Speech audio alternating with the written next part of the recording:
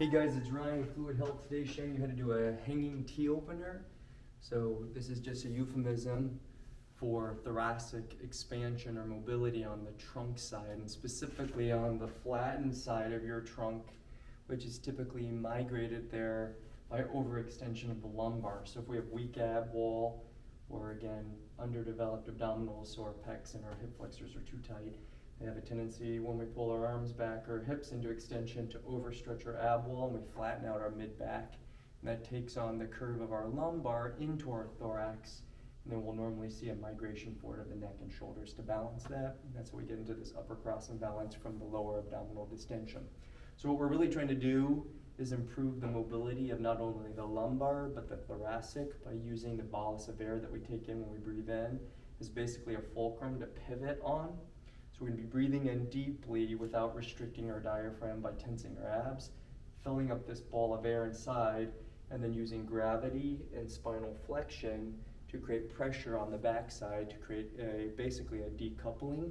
That ball of air basically fills us up, and then we crunch on top of it, and it literally lifts our vertebral segments off of each other, stretches the thoracolumbar fascia, paraspinal stabilizers, and erectors. So it's a pretty cool drill. Now again, if the back is hyperextended, the hips tip down, and when the hips tip down, the sockets rotate open. So that's a fundamental you need to understand. If they tip inferiorly and you hyperextend, the sockets open, and the knees will abduct away. Abduct means away from the center.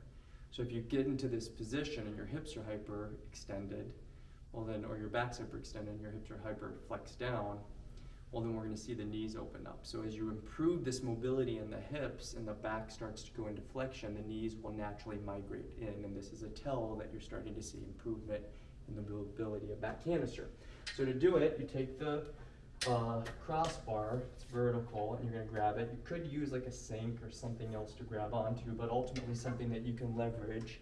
And you're going to lean back against it and just use your arms for leverage. Now again, I'm going to hold my body weight up with my arms. I'm going to breathe in without restricting my abs or contract my abs.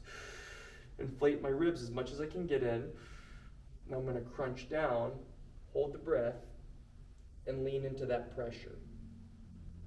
Now again, that ball of pressure doesn't let go, and I'm feeling some pressure on my back. Now that pressure, I'm going to hold there. It's like a strain counter strain for about 3 to 5 seconds, and then I'm going to breathe out long and slow for 6.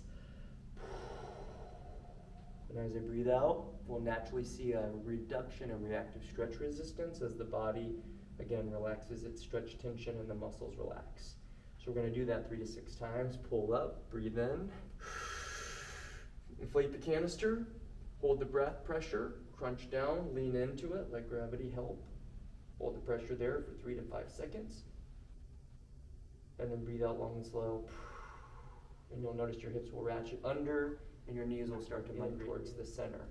You do that about 3 to 5 times, and we'd start to see a natural increase, and again, the thoracic curvature on the lower portion of the thorax, and a reduction in hyperextension on the lower portion of the lumbar.